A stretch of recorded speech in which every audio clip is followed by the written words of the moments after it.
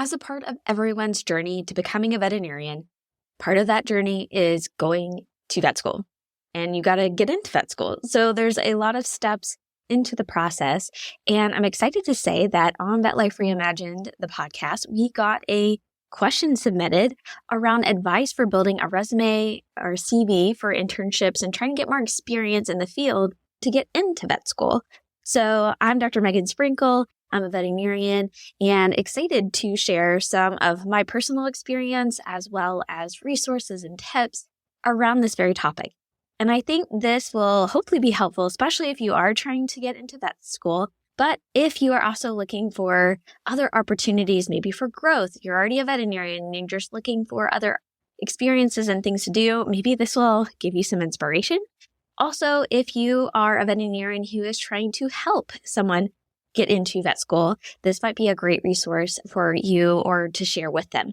So I hope you enjoy this. I will start by giving you some additional resources to check out as well. I'll make sure to link those.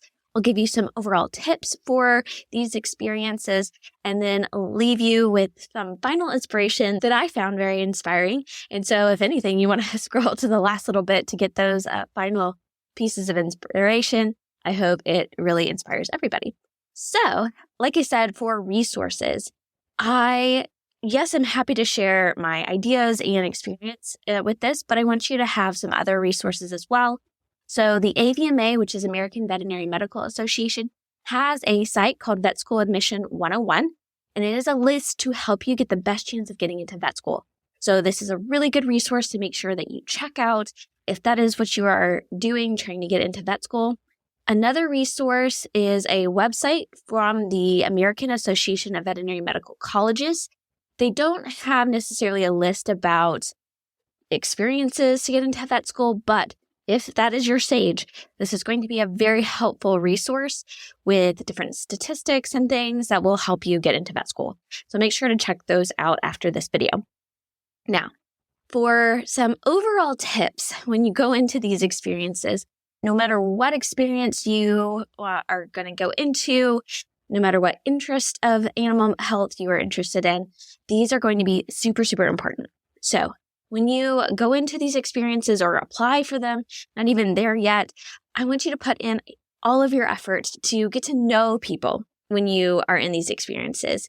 Because when you get into or applying for vet school, you will need letters of recommendation. Often you pull your professors, any veterinarian you've interacted with, and they really need to know you to really make a really good letter of recommendation. Maybe they'll say, well, they showed up on time, or yeah, they got good grades. What is really going to be more helpful is if they can give you a really detailed recommendation based on you and your enthusiasm and all of that. So really take time to get to know people through this. Yes, we often are attracted to this profession for the animals, but the people are essential. Now, when I say get to know these people, I'm not saying you have to suck up. That's just annoying. People don't like that. Just be the genuine person you are. Appreciate other people. Be interested. Be curious. Ask questions. If you are afraid to look silly or stupid or that's not the case, ask questions. It helps you look interested and enthusiastic. They know you're trying to learn, so they expect you to ask questions. So make sure you do that because that's going to be huge. And when you're asking questions, yes, it could be about the medicine or why did you do that? But the other types of questions that you want to ask when you have this opportunity is ask them about their personal career journeys. That's what we do here on Vet Life Reimagined is really interview people and understanding who they are as a human being, why they made certain changes or choices in their career path. Those are good questions to ask as well. Get to know them. What did they like? What do they not like about the job? What's the hardest part? Really start to learn absolutely everything you can and soak it up like a sponge, okay? Ask them what they wish they had learned, maybe when they were in your shoes. Those are all great questions because you really want to start thinking about all these different skills as early as possible. And this is a really fun part of forming your own path because there's no one way to do anything. So now let's get to some opportunities for animal experiences. Again, when you are talking to people, trying to find out more about experiences, let people know what your goals and interests are so that they can help you find these opportunities when they arise. But here are some examples from my brain and my experience. So one is ride-alongs. These are great for equine and large animal experiences. So depending on where you're located, you may also find deer farms. I've gone to a deer farm before, and that was really, really cool. But don't forget other animals like bees and poultry. Poultry can really range from backyard poultry to industrial. Probably industrial might be a little bit hard to get experience, but it never hurts to ask. And that will probably give you a lot of background that you had never thought of before. But definitely, even if it's, equine, large animal, I definitely got my bovine experience that way, doing ride-alongs before vet school. So those are all opportunities. Google for these people and see if they don't mind you riding along. Even if it's for, a couple of times, it still builds up your resume there. Also, I did horseback riding when I think I started in the 4th grade and then stopped around the 9th grade due to demands of high school and stuff like that. But that really got me around horses, and I knew how horses worked. I was comfortable being around them. I knew how to put on leads and feed them and things like that. And so that's really big, whether it's horseback riding or seeing if you can work at a stable to get around horses or just go walk around. Anything you can do, right? That you can try to get experience around these different animals. Horses are going to be a big part of your school curriculum. So I think it is good to at least be familiar walking around a horse, that kind of thing. Because I have had fellow students who'd had no horse experience. And when you had those equine rotations, they were a little nervous because they're really big animals. So those are great opportunities to get experience. Also, I'm becoming more and more of a fan. I did not know anything about 4-H programs when I was younger, but if you did participate when you were younger or you still can participate, it's a great opportunity to learn about animals, especially different species. And if you're even past the 4-H age to be a participant, see if you can support or volunteer with these different events. They have lots of events that you can attend. And this will be great for your resume, if you were in 4-H, put that on your resume. If you are volunteering or helping an event or something, that's also great animal experience as well. You're getting around them. You really get to learn about them. So definitely don't forget about 4-H programs. Now, kind of like ride-alongs, but called more like job shadowing, can be great for companion animals, exotic animals, not only in a veterinary clinic or hospital, but don't forget your animal shelters as well. If you can find an animal shelter that has a veterinarian that visits regularly, or you can, show up when they do, that's great too. But again, just volunteering at the animal shelter at least starts getting you that animal experience. No excuse to not get some animal experience. There's usually animal shelters pretty much in every location. So that's a great place to start. Also, don't forget about university professors. If you are in college already, your college professors, they might have different animal opportunities for you. Again, let them know what you're interested in. So when they do those things, they can think of you and they can pull you in. One time, this was before vet school, I was going on vacation to a beach in North Carolina. And my dad actually reminded me that NC State had a branch there. And so I reached out and said I was going to be in town. Could I come by and, say hello, meet them? And what do you know? They were actually going to be doing a project that week where they were going to tag fish. And so I got to show up and learned about fish anesthesia and how to tag them. So I learned a lot just because I reached out and called and said, hey, I'm going to be in town. Can I come by and meet you? So that was a really cool opportunity. If you're like, these are great, is there an opportunity to also get paid? Potentially, yes. You can get jobs at small animal clinics. Sometimes it is starting as the kennel cleaner. Been there, done that. Most of us have. So it's a great opportunity to start getting around veterinarians and veterinary clinics, understanding every aspect of how they work. So that's also really important. I mentioned working at a horse barn before. Yeah, it's not the most glamorous work. Welcome to veterinary medicine. That's usually where we all start. That's okay. Animal shelters, usually they're more volunteer basis, but there might be some job opportunities. It might be more like in a marketing department, which is really actually some cool skills to gain as well. Plus, you're still around animals. So you never know what jobs they might need that you could do. Don't forget pet stores. These could be a local pet store or it could be a bigger chain like Petco or PetSmart. Some of these actually have veterinary clinics in them or have certain days where the veterinarian comes in to do like vaccines or things. So definitely if you, again, can get around the veterinarian in those environments, that's great. But working in a pet store actually can give you a lot of information about pets and what they need and getting to know what pet parents are looking for with their pets. That's a great advantage going into vet school and becoming a veterinarian. Other things, again, depending on where you're located and how easy it is to find these things, but being a farmhand will get you around farm animals. Pet sitting and pet walking. These are definitely things you can do probably anywhere you are, is reaching out and offering to do pet sitting or pet walking. I actually had a guest who wanted to be a veterinarian. He started a pet walking business. It got so big and profitable that he actually stuck with that for a few years. It delayed getting into vet school, but he did eventually go to vet school, and that was a great opportunity to learn business skills, get some money beforehand, and get your animal experience. So that was a really cool story. If you're interested in that, I can link that episode below as well. Also, don't forget that when you are in these settings, don't always think it has to be the veterinarian that you're shadowing and learning from. You can learn from everybody in these situations, whether it's the veterinary technicians. My goodness, they will teach you so much. The hospital managers. See if you can shadow the hospital manager for a day just to understand what they do. Understanding everybody's role in whether it's a practice or think about a zoo. I can talk about that a little bit too. It's really helpful to understand everybody's job and role because that's not always something you get in vet school, but it's going to be really important once you get out of vet school and start practicing. So for example, I did a lot of work and volunteering and shadowing and internships in zoos and aquariums. And I learned so much from like the zookeepers and the other people within the staff. And honestly, it was a really fun part of the experience too, is that's often when you get a little more hands-on, especially in the zoo and aquarium world. So again, take opportunities of learning from everybody. So speaking of zoos, there's lots of different roles within a zoo. Sometimes that they need volunteers, such as educators, camp counselors.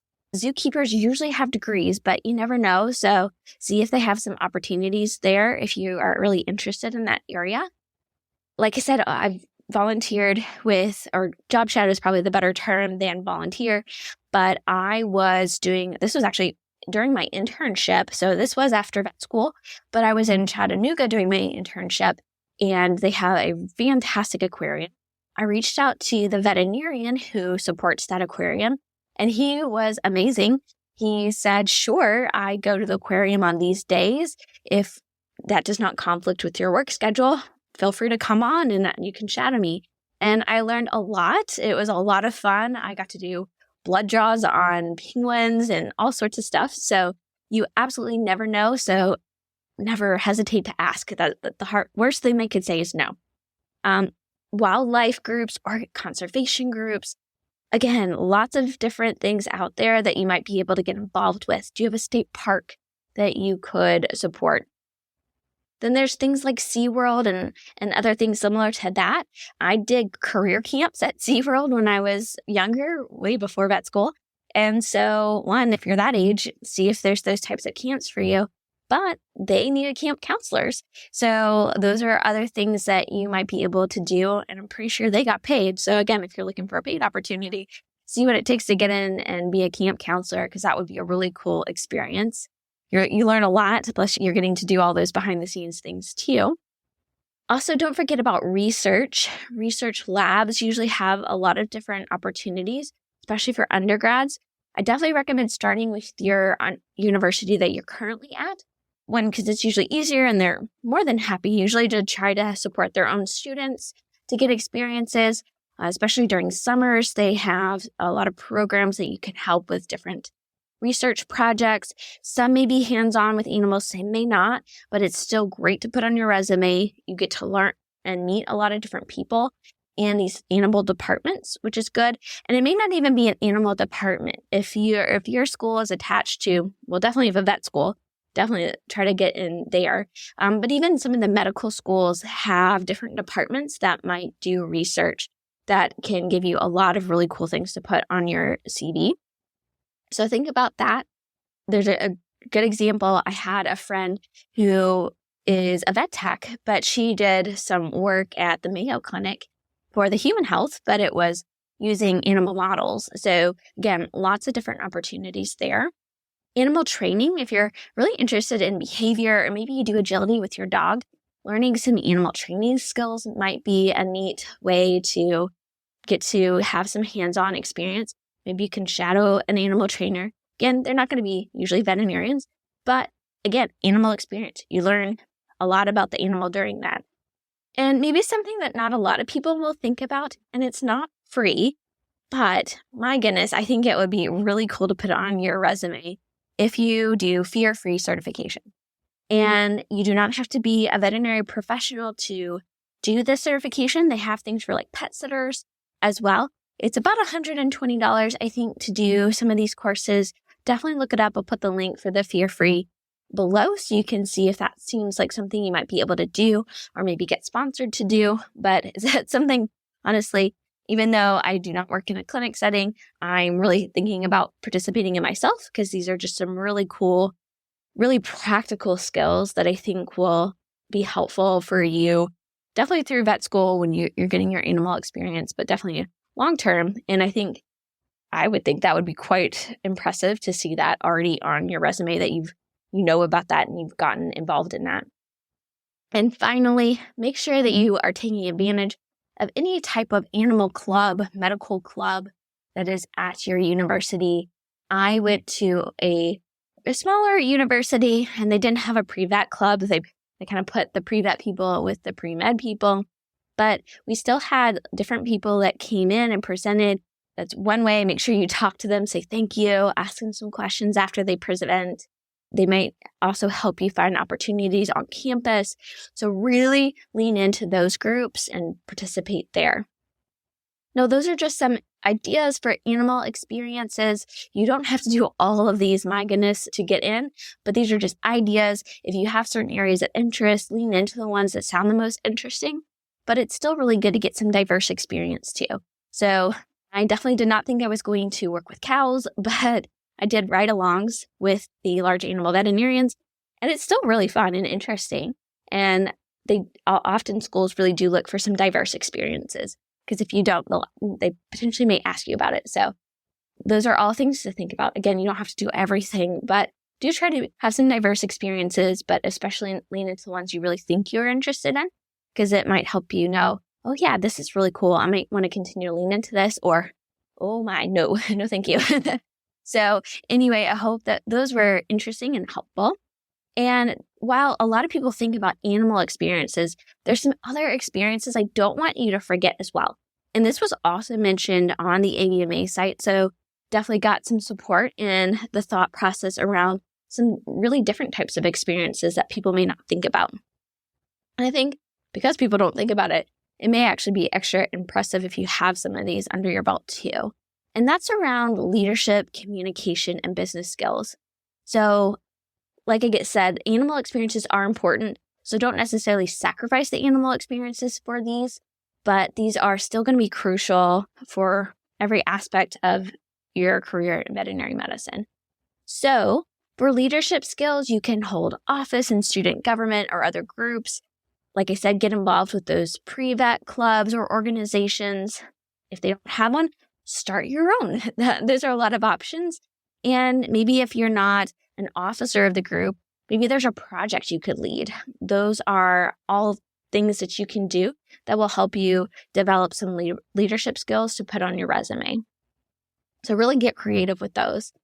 With communication skills, a lot of universities offer courses in this, whether it's speaking or writing. Communication skills are super, super important. Can even help you with interview skills. So that's important as well. People skills as well. So I actually minored in psychology. I love psychology. I'm fascinated with how people think and work. And that's all important because in veterinary medicine, you're going to work with people every day. So it's important to understand some of those things about how to work with people. Again, not something that a lot of people think about, but make sure you talk about that as well on your CV, because I think that will help you stand out and really look very well-rounded. On the business side of things, maybe take a business or entrepreneurship class. I think those opportunities are really helpful. I'm a little biased. I really like entrepreneurship, but business skills are part of life as well. So if you have a couple of these classes that you're like, I know how important this is, so I took this class, or I shadowed this person, I asked these types of questions, I think that will be really helpful into getting into vet school. And again, there's a lot of applicants going into vet school, so you really want to stand out. And so these are all different things potentially to think about. Now, I know that was a lot, but hopefully that starts some wheels turning, getting inspired about different things you might be able to pursue or different places to reach out to get some of these experiences. And as I promised, I want to leave you some inspiration that I heard from another podcast. And the guest of the podcast was the CEO of IBM, Jinmi Rometty. And she's actually written a book called Good Power. If when you think you have nothing, you still have the power to change your own situation. I've not read this book, but this episode was so good. I actually listened to it twice. I am definitely putting this on my to-read list. But here are the summary points from the episode, and they were just so good. Write them down or listen again, because these are going to be so crucial to get you in the right mindset when you are getting experiences for your CV, if you're already in veterinary profession, and these are going to be things that continue to help you find the career path that really allows you to thrive. So here are these points. Number 1, run to your work, not away from things. You want to be leaning into what you like, not running away from fears and negativity. We talk about this one a lot throughout the podcast. So when you are making decisions or pivoting, make sure that you're not making decisions out of fear, like you're running away from something, but you're constantly looking for, what do I like? What can I lean into? This looks so much better to other people. People can tell when you are doing things based off of fear. So make sure that you are not running away for things, but you are leaning into what you like. Point number 2, being a continuous learner. Being a constant apprentice, learning new life skills and lessons, no matter how experienced you are. If you are working on that CV, trying to get into vet school, you are a total learner. Make sure you embrace it. People know it. So it's a great opportunity to really ask those questions, really figure out what are some of the things you like, especially think about how that relates to you, who you are as a person. What are the skills you're starting to see in yourself? And it's okay. You don't have to have everything down pat, but start listening into those things. And especially if you are already in the veterinary profession, we still have so much to learn. You will always be learning something no matter your age or how long you've been in veterinary medicine. So great mindset to keep. Third is networking. Some people think this is a dirty word. It isn't. But when you are thinking about networking, also don't forget to view it as what you can give to others as well, not always what you can get. We also need to serve other people. We need to make relationships mutual. So yes, when you're getting ready for vet school, you may not feel like you can offer a lot, but what can you offer? You are there to work. You're there to give your all.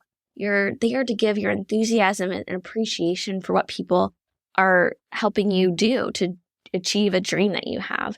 And then definitely, as you have been in this career for a long time, you've learned more skills. And yes, networking is trying to learn other opportunities and get to know people. But don't forget that you have that other side of things to offer to others as well. Fourth is seek discomfort. Take on things that are learning opportunities. Again, if you're getting ready for your CV, you're totally embracing, that's great. And not all things are comfortable.